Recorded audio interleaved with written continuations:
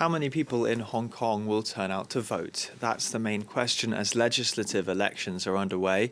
Security's tight, with the city still upset and furious a week and a half after its worst fire in nearly 80 years. All the candidates have already been vetted to make sure they're loyal to the Chinese central government. This is the second election since the elimination of pro-democracy opposition 4 years ago. Well, we're joined now by our correspondent Camenzind Broomby in Beijing. Yan, thanks for speaking to us.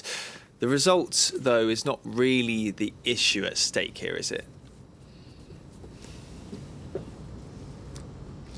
Well, we sort of know what the result is going to be. As you said, these elections are referred to as quote-unquote patriots-only elections.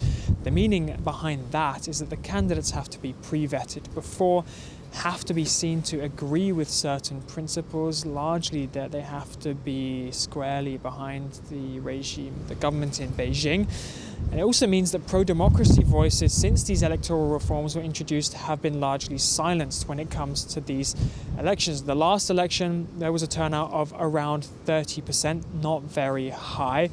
All eyes, therefore, are on the extent to which the government in Hong Kong is able to rally people to turn out to the polls. Of course, the more people that go to the polls, the more legitimacy these elections have, regardless of whether they are seen to be free and fair. And we're looking really to see whether or not the turnout is going to be as low as it was last time, or whether it may even be lower.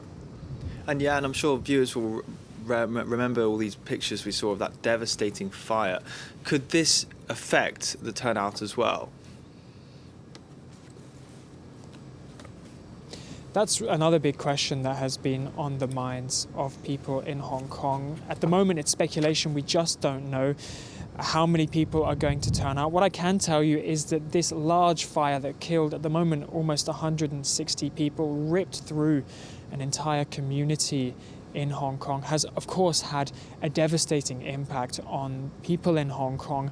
And this, it feels, has also to some extent bled through when it comes to the sentiment towards the local government. Some people have been asking questions about the building maintenance oversight by the local government. We know that there were local media reports of one man being arrested on suspicion of sedition after he launched an online petition calling for accountability of the government. So one question there about whether anger about the building regulations, the extent to which the government was involved, is going to bleed through into these elections.